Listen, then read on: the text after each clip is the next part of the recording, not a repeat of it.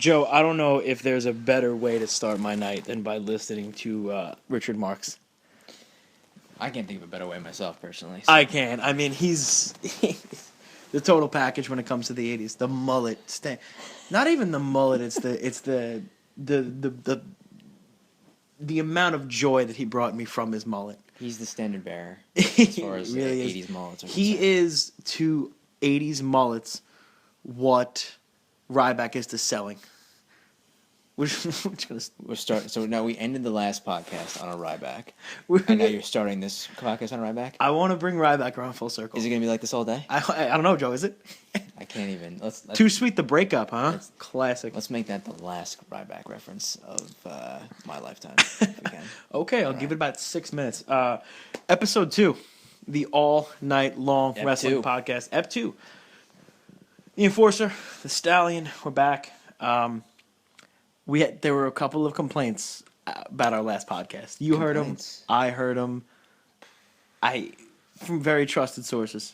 And what the complaint was it was too much WWE talk. Understood. Yeah. I mean, we're gonna mix it up.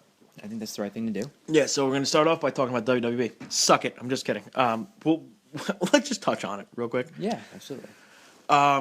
We'll get right into it. Raw last week. King of the Ring kind of came out of nowhere. Yeah, they didn't really give it a lot of lead time as far as the announcement was concerned. They announced it, I think, the day of, or even maybe during the Extreme Rules pay-per-view, that they were doing the tournament. I don't think the brackets even came out until Monday, Right. as far as who was going to be in the tournament. So they didn't really give it a lot of build, but they threw it together. I think the King of the Ring tournament is a good idea and a good concept, and has been since the beginning when they started it many years ago. It's better than the Bound for Glory series that goes on for 36 months at a time, but I thought the TNA Bound for Glory series, I really liked. I liked everybody in the King of the Ring this year. So And you liked R-Truth, is what you're saying, and Stardust. Okay. You were cool with that matchup right there? Star Truth? Can we get a tag team? I will say I think the best match of the entire tournament was coming up again big, Neville. Yeah. Adrian Neville versus Brody Lee, a.k.a. Big Luke Harper. That match was awesome. Yeah. It had everything. The people love Neville. I say it every week, but he just gets a crazier pop week after week after week. And if you haven't seen Luke Harper wrestle before WWE, you can look up Brody Lee. He was big in Combat Zone and CZW, and he put on awesome matches. He could work with a lot of people, so that was a good match. I don't like to toot my own horn, but toot in terms of Wade Barrett. I talked about it last week or the first week of what he's good, and I think he needed something to change, and the King of the Ring was what he needed. Spoiler alert! Oh shit! I don't know if you guys watched it on the network. It's too late? They talk about it on SmackDown. It's been like 5 or 6 days. I think we're okay. Wade Barrett's a good king. I think he needed something. He needed like a little bit different. The Intercontinental title didn't do it for him, obviously, because he jobbed to everybody while he had the title. But I think the King of the Ring is, maybe he'll bring some prestige to it. So with Barrett winning the King of the Ring tournament, do you think so he's been around for, I guess, since 2009, 2010-ish is when he first started, Yep. In the NXT, and then he won that, and the Nexus thing and all that type of stuff. And he's changed his gimmick a couple of times in his look and whatever.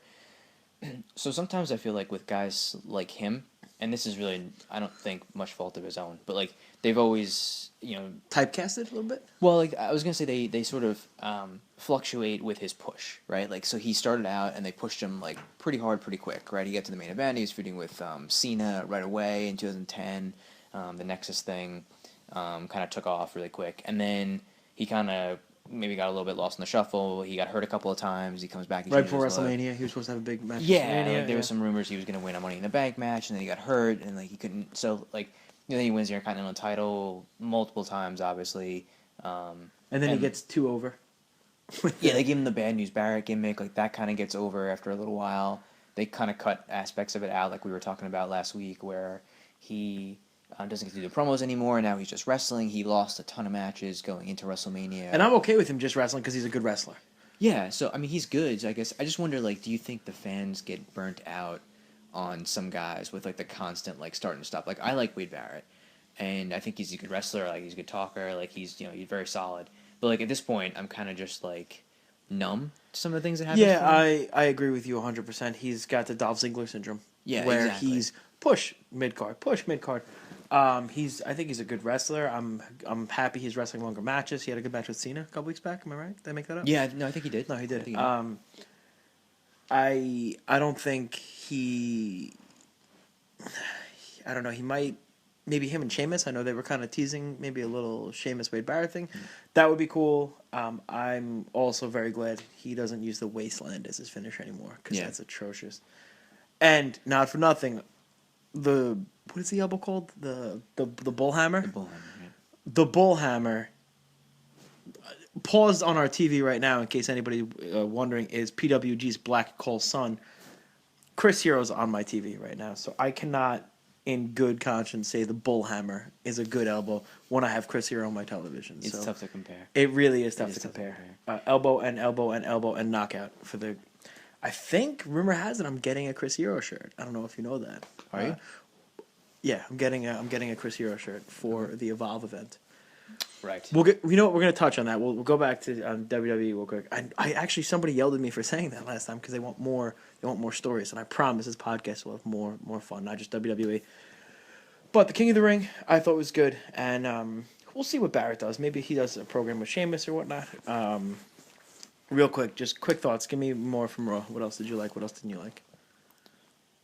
I mean, I don't know that I took a while away from the show as far as things that I mean, I don't want to be negative about it. I mean, I don't know what Let's I really be positive, Joe. Today's a new day.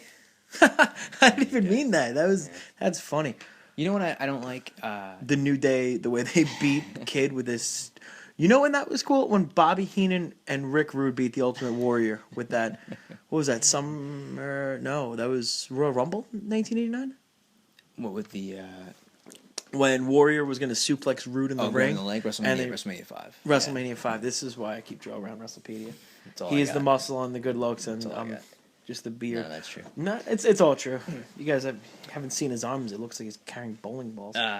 But I hated that finish. Because, like, not only that, he wasn't even close to the ropes. Yeah. And why are they jobbing? They're so over. Kid and Cesaro are so over. I feel like I'm a broken record every week, but these are the issues I have. These are the issues that people care about. Yeah. Not Obamacare. I care about Natalia Neidhart. Happy birthday, Stu Hart, who would have been 100 today. Happy birthday to Stu Hart. Oh, wow. Nice. Yeah. Well, I tell you what I don't like in general is I don't like. I thought we were going to be positive. Well, just the first thing that came to my mind. Was negative. I don't like that Seth Rollins, who is he's only been the champion since WrestleMania. I don't like it when the champion gets pinned or submitted, even if it's in tag matches, unless there's a purpose behind it, right? Like if there's a challenger they're building up and they want the challenger to beat the champion to prove that he's worthy of getting a shot. And even then, I don't like that to be a consistent thing. Like maybe once or twice during the course of a champion's reign, you can. So do you that. must have loved Wade Barrett's IC title reign. Oh, yeah, that's a whole other story. But especially with the world title, I'm 100% behind you. Yeah, so I don't like him losing in tag matches to guys. Like it just makes him look. I feel like it makes him look bad. And like I know WWE seems to have this policy or theory or strategy about making their champions look vulnerable, and maybe they'll think that people will then tune in more to see the champion lose. I guess, but. That worked when Hogan was a champ, right? Well, yeah, I mean, like, they just came off of Lesnar being champ, where, like, obviously he doesn't lose at all. I mean, he was on TV for a long time, but, I mean, just in general, like, he doesn't lose matches, really, right? So, like, he's strong champion going into defenses on these major shows. Right. When Rollins is the champion, and he's losing in tag matches, like, every other week on either Raw or SmackDown or whatever it is, and then he goes into a triple threat, and you're like, okay, well, he's probably going to win, but, I mean, I don't really know. I mean, it doesn't make him look very strong to me, to be losing to like Reigns or Orton or somebody in a tag match and then defend the title a week or two later in a pay-per-view match where I'm like, okay, well, why would I want to watch? Why is he a believable champion? That's like, what they're asking yourself. If the whole story is okay, I want to see. Let's say they're trying to get fans to want to root for Roman Reigns pinning Seth Rollins and whatever being the champion. I've already seen him pin Seth Rollins in a tag match. So I'm like, okay, well, what is he really getting his revenge on him for? Like, he's fought him, he's defeated him. Like, I know he wants the title, like, that's one thing, but at that point, I've already seen him lose It's kind of Cheapest like guy. Orton versus Rollins going through WrestleMania. The week before, Orton beat the shit out of Rollins. Yeah. Yeah. And it's like, well, he wanted to get his comeuppance at WrestleMania. Why? He already did it. What's he got to prove? Yeah, you already beat the crap out of him. He's going to RKO him on a table and just literally beat the hell out of him. Who cares if he pins him or not? Yeah. You know, like but It should be about the babyface getting his revenge, or coming back and defeating the heel. If that's going to be the end of a program, right? Well, the babyface will go over. You would think that you would build it where it's like heel gets the upper hand for like weeks and weeks and weeks, and then finally the babyface overcomes and wins, at the pay-per-view. So, but it seems like they don't follow that a lot. back to continuity. Yeah. Yeah. So I there's agree with you. things like that. Those are the things that bug me about these types of shows. Like I really want to get You invested. should have like a Peter Griffin segment. You know what really grinds my gears? Grinds my gears. No, I agree. So there were some positives and there were some negatives on Raw. Were there positives? Because I missed those, I guess. The Neville match. Yeah, Neville continues to perform really well. All right, you know what? Enough about Raw. Table that. Yeah, let's table Raw. Quickly touch on NXT. Okay. Me and Big Cass, I love Enzo. Enzo and Big Cass are people. They connect with the people. They are hilarious. Enzo seems a little bit green in the ring still, but Big Cass is a monster. Big Cass has that Diesel, cool guy, funny kind of look. Yeah, I he like does remind Cass. me of Yeah. Kevin Nash a little bit. Enzo on the mic, he's gold on the mic. We're stars. We take media showers. If you want, go YouTube Enzo and Big Cass NXT, and you can listen to their promos for hours. They're absolutely hilarious. They seem to be getting over with the people. I think they have don't quote me on it, but I think they have an NXT tag title match coming up. It seems that they're definitely building towards that. And if you're an insider, if you follow the WWE on Facebook, the WWE, who is liked by millions and millions of people, they actually posted Enzo and Big Cass's entrance from NXT. So is that foreshadowing? I don't know. But, you could use a little bit of life in the tag team division. Yeah. I think that, just some of the storylines from NXT are a little bit more clear and defined than the ones you see. You know who the bad guy is. You know who the good guy is. You know who to root for. Yeah, and even it's like the tag title situation, like the champs are, like Carmella, right, is the link between the whole thing. Like they're trying to maybe hit on her or get her to kind of come to their side.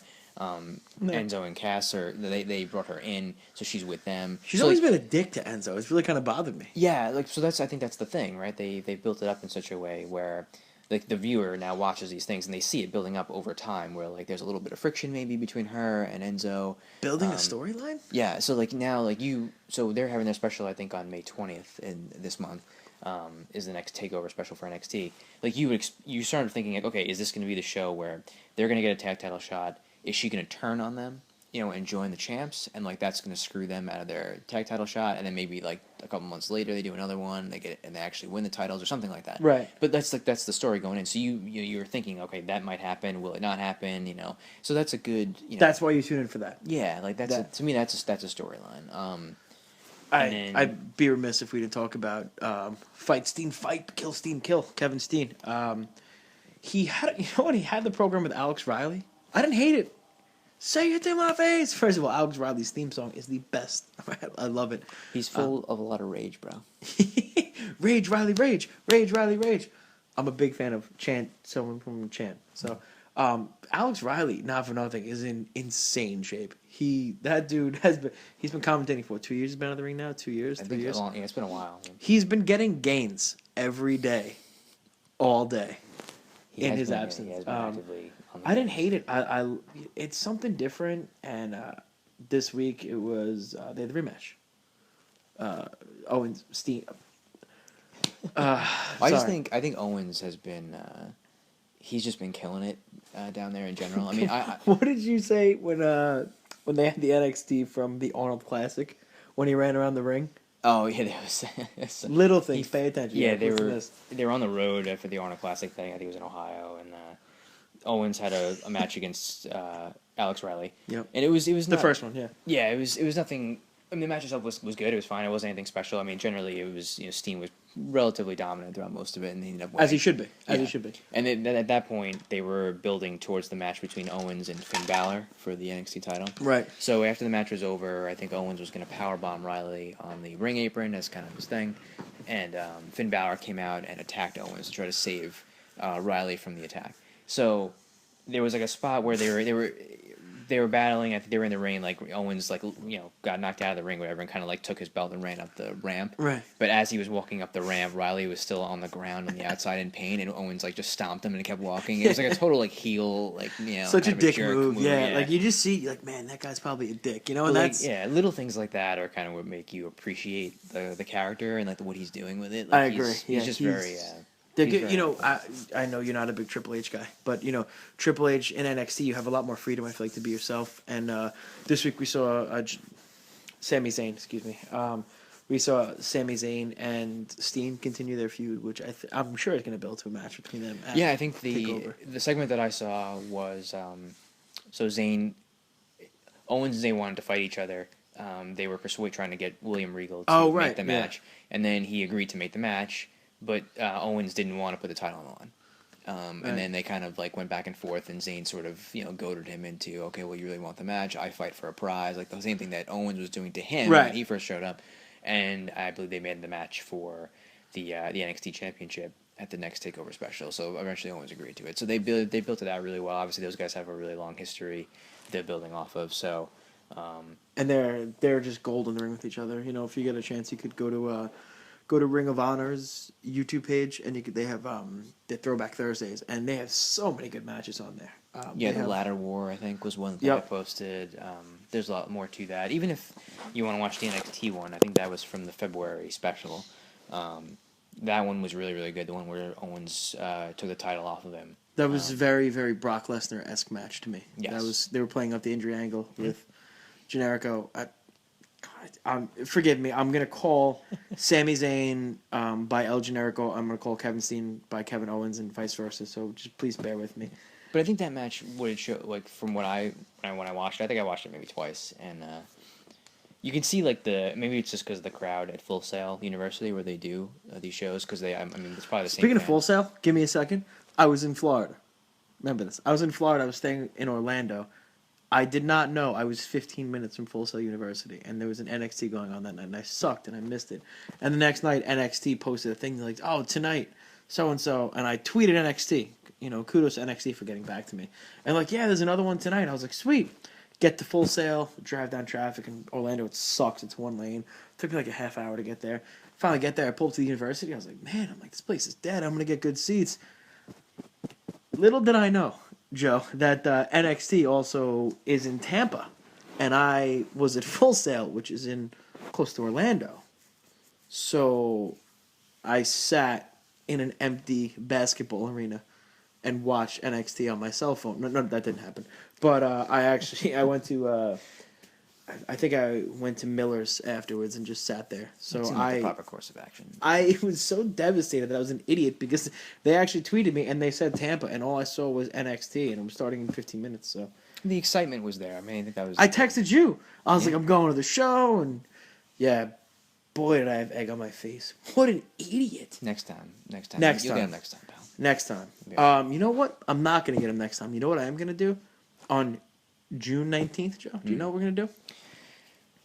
We are going to be at the Ring of Honor pay-per-view in New York Best City. in the world. It feels like a natural segue. It's almost like we practiced. Right Let's talk about Ring of Honor. Yeah.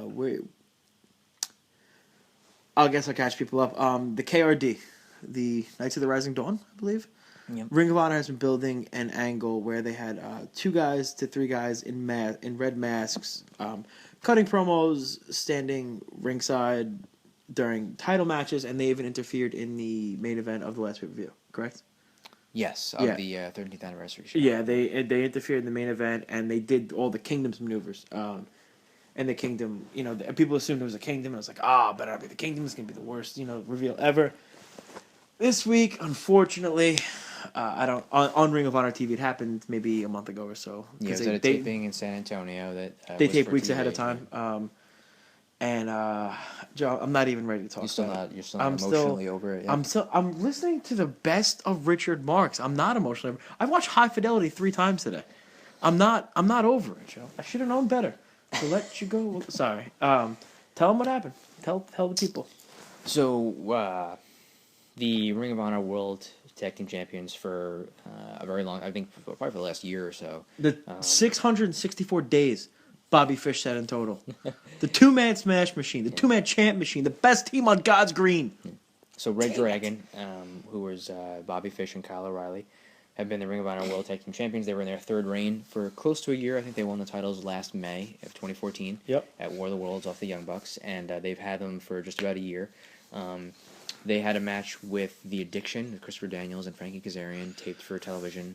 And you know, I'm sorry to cut you off, but I like leading up to it. Steve Carino and Kevin Kelly really saying, you know, this is their third opportunity against Red Dragon, and Steve Carino and Kevin Kelly are probably the best announcing team. But yeah, I think they tell such a great story. They do a really great job. Yeah. Crash and burn. Steve Carino's an awesome commentator. But he said he had spoken to Kazarian. Oh, it's Kazarian. Yeah, he said he was having coffee with Kazarian, and he's like, you know, if you guys don't win, what are you going to do? And he said Kazarian was like, you know, for the first time in my life, I don't know. And they were really selling it like, you know, it really meant something because it would be the third time that Red Dragon and The Addiction have met. And sorry, Joe, continue. They built it up really throughout the whole show. I mean, the episode, the TV episode started with a promo from Daniels and Kazarian, and then, you know, like you said, the Carino and Kelly are, you know, sort of building it throughout the show as if basically to say if they couldn't beat Red Dragon in their third opportunity for the tag team championships, that, you know, they was contemplating maybe splitting up or not being able to just stop being able to beat Red Dragon. I mean, Daniels is no spring chicken, but he's still phenomenal in the ring. So the match itself was good. I mean, they've had good matches anytime that they've been in the ring together, so it was a really good match. They gave it, I think, like 20-25 minutes of TV time. Yeah, it was about 20 minutes. It's consistent. They're all four of those guys are just so consistent. I mean, just, you know, those are really good tag teams, obviously. I mean, that's just our opinion, but I mean... No. There are a lot of things that are opinion. For example, Richard Marx, the greatest 80s talent of all time. You know what? Another thing. That's a fact. Opinions. It's probably a nice day outside. That's an opinion. The fact is, Red Dragon is the greatest tag team right now in professional wrestling.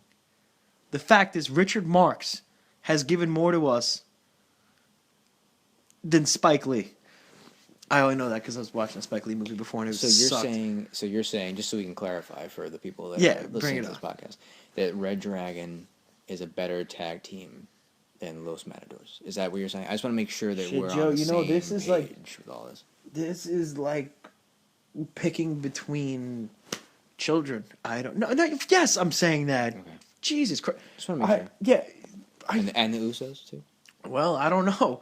Jimmy and Jay, they suck. Sorry, they don't suck. The Usos can have they're not bad. The Usos can have good matches, but if you watch a tag team, Red Dragon, if you're not familiar with them, they have such amazing chemistry between the two of them, and Bobby Fish and Kyle O'Reilly. Bobby Fish is more of the striker, if you will. Bobby Fish, he has kickboxing, Muay Thai fights online, and Kyle O'Reilly trains Brazilian Jiu-Jitsu, and they really work to those styles, and they have like the strong style of like the Japanese professional wrestling, but they like just the way they set it. What is that? What do they say? Bobby Fish sets a table and Kyle O'Reilly eats. That's what Steve Carino always says, and they work so well together. But go ahead. Continue. I'm just bitter because you know how much I love Red Dragon. Yes. Props to Ring of Honor web store for finally getting the Red Dragon shirt back in, which I ordered immediately.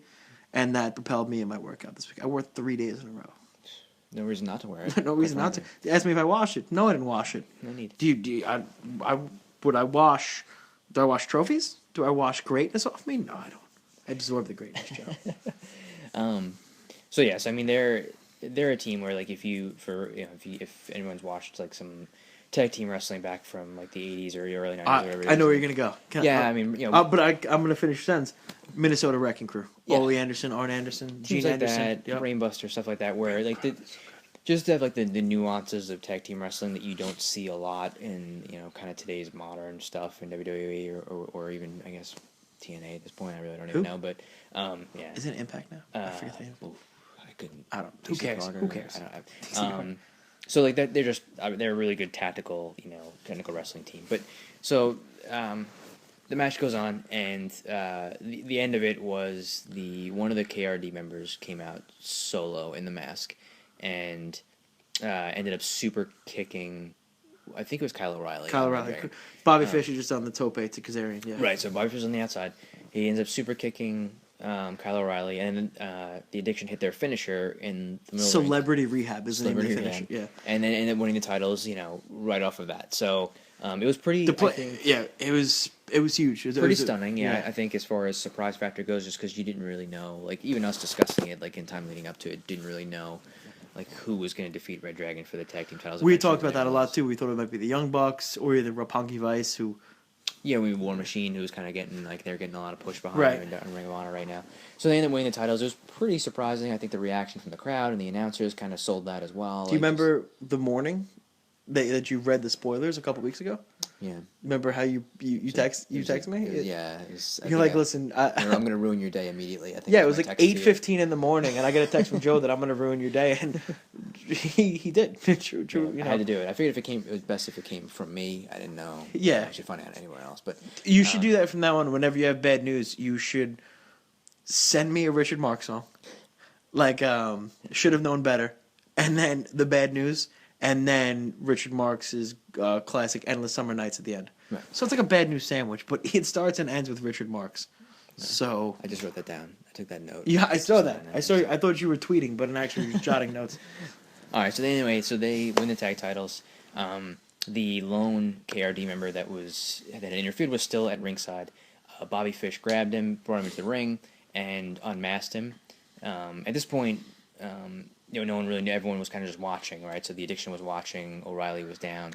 Bobby Fish unmasks the KRD member to reveal that it was Chris Sabin, which was, again, I think, having read the spoilers, I knew that going in, but I think it was a surprise to me when I read the spoilers. So I imagine the people that were in the crowd. Yeah, if you saw there were like the fans, they were like, wow, like it was. So I think that was a good surprise. It was different. It was new. It was something different. And I like Sabin. I think he's a really good wrestler. I think he's a good character. So I think that's a good get for Ring of Honor to kind of bring him into the fold. He has history with Kazarian and Daniels, so I think he's a really great guy to have on hand. So they reveal him, and then the Addiction ends up turning heel, clocking Red Dragon with the tag belts that they just won. Yep. And then they all held up the red KRD masks basically to signify that they were the KRD the entire time. And they basically set up the whole thing, I guess, to basically win the tag team championships, because they had earlier in the show in their promo talked about how they need to change their game plan and find a way to win the titles, and that was basically the whole reveal right there. Pretty dramatic scene at that point. They ended up, when they clocked Red Dragon with the titles, Kyle O'Reilly was busted open. He was bleeding. Yeah, and he was busted open the hard way. That was a lot of blood. They actually bleeped it out on TV. Yes, they blurred it out on TV. I hate with a passion Red Dragon losing the title. I love the fact that it was a surprise. I like the KRD gimmick, and I guess we're gonna see what that's gonna lead to at Best in the World. You have to imagine it's a rematch, but it seems O'Reilly's been wrestling singles, and Bobby O'Fish wrestles Bobby O'Fish. Wow, I'm gonna start calling him Kyle O'Fish and Bobby O'Reilly. Bobby Fish wrestled, who was it last week in the taping? I think it was Daivari, right? Sean Daivari and Kyle O'Reilly wrestled. Kyle O'Reilly had a TV title shot against Jay Lethal. Oh, that was the 5-minute extra, right? Yeah, let's not, hasn't aired yet, but that was they at one of the recent tapings. That was the match that they had. So but the pay-per-view is going to be in a month and 2 weeks. Yeah, so they have one more tape before that. We do have War of the Worlds coming up. Yeah, so they're kind of right now. Seems like the Ring of Honor is focusing on those shows, the shows that they combine with New Japan. So they have the War of the Worlds and Global Wars. They're really building towards that. So like they haven't really built a lot towards the pay-per-view yet, but I think that they will probably once you come to those shows. It seems like they're going to do at minimum Jay Briscoe versus Jay Lethal in the main event. Yep. At least for the world title. I don't know if they'll have what they'll do with the television title at that point, but that seems like that's where they're heading. Outside of that, there's other things that they seem to be building towards. They have Adam Page and ACH kind of have an angle going. You would think maybe that you'd get a rematch for the tag titles between Red Dragon. Would they throw the Young Bucks in there? Maybe, yeah. The Young Bucks who just won the IWGP Junior Tag Team titles? Yes, they did. So I don't know for like the 12th time. I don't know whether they wanted it. It's ridiculous at this point. Mato, Nico, Younger Bach. So yeah, I don't know who else is gonna be wrestling on that card. I'm gonna hope and assume that Adam Cole will be back because I think he's wrestling on the New Japan ROH combo shows. Right He's wrestling. Well, AJ Styles has a mystery opponent.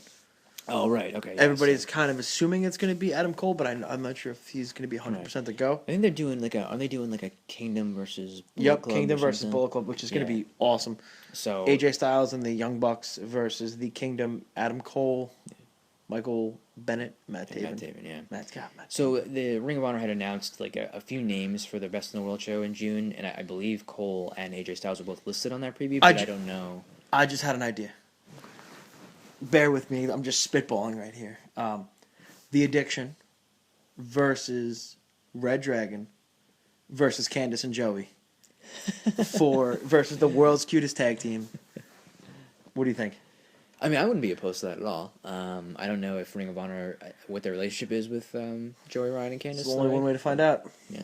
Taking a Tweet Twitter. him. I'm going to tweet him. The I'm Twitter going to machine? tweet him. I'm going to take the Twitter Get on machine. that Twitter machine. Look at these calves, bro. Sorry, continue. No, so I think they're gonna have to probably. Then I think you said they have one more show that's gonna be a TV taping leading into the pay per view. So I'm assuming on that show they're really gonna build up to the matches that are gonna be on the pay per view. They have to because they're going to take probably 3 weeks or 2 weeks there. And, Yeah. So I mean, I think like also, we're the doing- War of the Worlds are going to be on iPay-per-view. Okay. So So we're gonna should we drop- live we can podcast Drop some coin on that. drop. Are you kidding? I'll give him extra. I'll give him. Quan. I'll buy it for my neighborhood. I just moved. I have neighbors. I want to introduce them to the sport of professional You wrestling. gotta let them know. Yeah. let them know. So yeah, so those shows should be really good. Actually, coming up in I think it's only 2 weeks away from when It's we're May taping already. this, so yeah, It's insane. So it should be kind of cool. So I'm looking forward to watching that, and then maybe we'll talk about that the next time we do a podcast or. One of the I would next few love to talk podcasts. about Ring of Honor. I could spend endless summer nights talking about Ring of Honor. I'm just gonna throw in as many. It's a very Richard Marx heavy podcast. It would be.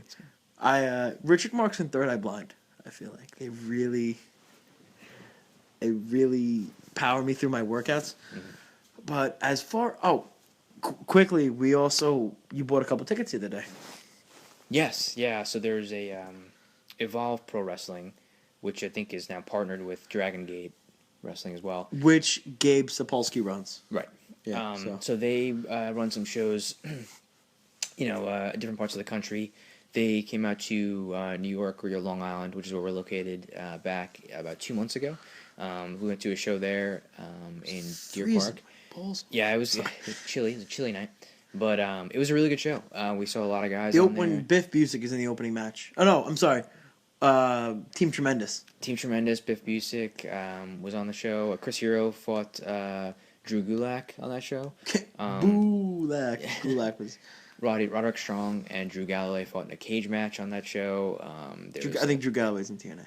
I don't care about TNA, but I think Drew I don't Galloway. know, yeah. I've become a big fan of Galloway. He's been doing awesome things since he left WWE, and I think he just never had the opportunity. Yeah. But him and Roderick Strong, I thought that was a great match. Yeah, it was a really good match. There's a lot of good matches on that show. Aaron It's Fox on had a good match. He took out the guy in the front row. Yeah, but- there was unfortunately there was he did a dive to the outside of the ring and landed kind of just over the railing. It's a crazy spot, but unfortunately a kid that was in the front row. ended up kid, getting- years older than us. young adult, maybe Young adult. I guess. Not unfortunately. Yeah. You can't bake a cake without cracking some eggs. Yeah, well, You're he cracked his skull. I think is what happened. He didn't crack his skull. And, He threw up a little bit. He got knocked out. He had a concussion. He had a concussion. You I mean, know I'm not a doctor, but it seemed like he had a concussion. You know who doesn't get concussion? Men. I'm just kidding. That was sexist. Men So get as a concussions. result- I've had them. As a result of that, so they're coming back at the end of May 31st, in Ronkonkoma out here in New York. So we bought tickets to that second row. I was did not pulling wanna for go. front row. I couldn't authorize the front row after the concussion actions of last time. So Understood. I prefer not to get a Joe's concussion. insurance doesn't cover AR Fox. just- AR Fox, who had a falling out. I don't know if you know this. AR Fox had a falling out with Dragon Gate and Evolve, and he will not be there. I did not know that. Yeah, a little insider information. Insider information. I did not know Insider that. information. That's great. What was it about? Do you know what it was about? They're just I believe he took bookings on some nights that he wasn't supposed to. I got a guy who knows a guy who's on the inside. I was also invited to go down and train with them in Port Jeff. okay. So when's this happening? I don't know. Maybe I'll be. I'm kidding. I'm not going to be on the show. I don't bring much to the table in regards to anything in life. That's false. It's not. Everyone false. listening knows that's not true. So. BK. BK's the man. Yeah, He knows love BK so much, but no. Also that night, unfortunately, Chris Hero isn't going to be there the night we're going. We're going the. There's two shows back to back in New York. There's one Saturday night in Queens, and there's one Sunday night in Long Island. Chris Hero's going to be on the Saturday. Chris Hero's going to be on the Saturday show, not on the Sunday show. But Sunday night we have Roderick Strong instead of Roderick's only going to be on Sunday. The main event's going to be right? Trevor Lee, Carolina Caveman, Rich Swann. All night long. Rich Swann is going to be there. Caleb Conley, who I became a fan of after the last show. Yeah. Johnny Gargano, Candice LeRae's man. Tony Nese is going to be Tony there. Nese is going to be there. So there's a lot of good. I mean, there's a lot of good. Still people to be added, as I was reading it before. A lot of good talent. So the last show we really enjoyed. The only thing about the show that I think was a little bit sketchy was the setting up of the cage. It took about circa 1 hour. It did, but what happened in that 1 hour? What did I do in that 1 hour? You made you shook hands with Chris Hero. I think I met Chris Hero. You had a good interaction with him. I did. I think I shook Drew Gulak's hand. He looked like he was pretty beat up from the match with Hero, but I would be too if I was on the receiving end of elbow and knockout. This was a cool for anybody who's interested in like independent wrestling. And it's like $20 if you want. We got second row. It's $30. Yeah, it's and like you get a voucher, $20. like a $10 merch voucher. So you're spending $20. Sure, yeah, and like you get to interact with some of the wrestlers either during intermission or in between like matches and stuff like that when they're signing autographs, taking pictures and things like that. Like we met like 3 or 4 wrestlers just that night, not even really. Yeah, not even meaning to. And who's there? Justin Gabriel, who's now the Darewolf. Yeah, PJ Black. PJ Black, the Darewolf. I will say about Justin Gabriel, a friend of mine helps put up Evolve and stuff like that. And apparently they said he was the nicest guy in the world. There was a show before the Evolve show, and it was just like a bunch of local kids and X-Pac. X-Pac was there, a bunch of local kids and X-Pac. But apparently Gabriel got there super early, and he watched everything, and he talked to everybody, and they said nothing but good things about Gabriel. And he's having good matches, too. Yeah. So there's a lot of good talent. That's weird. Guys leave WWE, and they have matches. It's strange. That's so weird how that works. It's a strange one. So do you think if Big Show left WWE, he'd have like awesome matches? We made it through, excuse my language, but we made it through fucking 37 minutes without bringing up the Big Show, and you had to come on in the end and just ruin everything. I dropped the ball. You didn't drop the ball. It's brutal. What else do we have to look forward to this week? I don't know what else is going on this week as far as pro wrestling. I mean, we've got, like I said, I think really the next couple of weeks it's going to be tracking Ring of Honor. They got the ROH and Japan shows coming up in a week or two. The Evolve show we have at the end of the month, so we'll probably keep track of that. I'm going to take videos for the Evolve show. There's going to be live video blog updates. Yeah, that's going to be awesome, And then, if you want to go circle back to where we started, I think WWE is building towards their Payback pay-per-view in a couple of weeks in like mid to late May. So there's a couple things coming up later in the month that they're going to be building towards. So I think those are some of the stuff that we got to look out for. And, I think I think so right now we're kind of in like a build mode. I think to some of these major shows that are coming up this week. I'm just really looking forward to the Evolve show. Like the Evolve show, and then 3 weeks later we're going to see Ring of Honor. Yeah. So it's going to be a good month or two for Power and Glory. Yeah, lots to talk about. Hercules and Paul Roman, in case you guys were wondering. Also had a sick finisher, the Powerplex. Hercules would suplex him off the rope, and then Paul Roman would end with a splash. You don't see enough tag team finishers anymore. Mm-hmm. I mean, you do in Ring of Honor, but what's the Usos finisher? The Usos finisher? Yeah. I think it's like a splash or something off the top rope. Sweet, innovative. What's Kid and Cesaro's finisher? I don't know if they actually do they have like a finisher. tag team finisher? They have a bunch of tag moves. Like they do. They have the swing into the dropkick. Yeah. I want a tag team finisher. You have Chasing the Dragon. You have more bang for your buck. Sure. You have the Meltzer Driver. Absolutely. Help me. Well, War Machine has that move where they do the kinds of holds them up into a back suplex, and then the leg drop on top. Yeah. The bullet, Anderson and Gallows. Right. The Addiction have their move. So Celebrity Rehab, which is just it's a sick move. Monster Mafia. You're a big fan of those guys. I'm a huge fan of Monster Mafia. Ego, Ethan Gabriel Owens, and I'm garbage. Josh Alexander. Thank you, Joshua Alexander. Absolutely. They have that sick torture rack into a sit-out spinebuster powerbomb move. And if you guys get a chance, the Young Bucks versus Monster Mafia, that happened recently. And is that on YouTube? That's on YouTube. There's not the one that happened most recently, but type in the Young Bucks versus Monster Mafia, and they have a couple of matches from a smaller promotion. Yeah. But it was a sick match. It was in a cage match. It was awesome. And while you're on YouTube, I think from now on, you could call me the Dean. I'm gonna go with Dean Douglas, and I'm gonna give you guys homework. Go to YouTube and type in Red Dragon versus Andrew Everett and Cedric Alexander, who is not ACH, no matter what Adam Cole said at Black Hole's Son. Dick move on his part. But that match was awesome. If you guys haven't seen Andrew Everett, he hits a springboard shooting star press to the outside. It's just insane. The dude defies gravity. But any parting words? Anything else you got? No, I think those are the next, like I said, the next couple of weeks is probably going to be a lot of build to some shows for Ring of Honor, WWE. I think the Evolve show will just kind of be announcing some names and things like that on the indie scene. So, we'll be back. Any parting words of life? Can you instill? I don't think anybody listening wants to take any advice from me about life in general. I think I would love to take advice. That's my advice, actually, is to not take advice from me. That's funny, because my advice to you about 2 hours ago when we were having life discussions was not to take advice from me. Mm. So if your advice is not to take advice from you and my advice is not to take advice from me, people just watch some pro wrestling. I think that's the best I can and listen to Third Eye Blind, because I'm gonna go sit in the corner and listen to Jumper on repeat and eat potato chips. Their kettle. They're lower in calorie. I'm fat. All right. Until next time. And next week we'll have a little more. Maybe do one after Raw tomorrow night. Wanna get crazy? Maybe like a quick. Let's see how Raw is. Let's see how Raw is. Yeah. I don't want to commit. And let's commit to the Rangers, huh? How you doing? Yeah, man. Let's go Rangers tomorrow night. And Rangers in 6. Let's make it happen. Let's make it a reality. Till next time.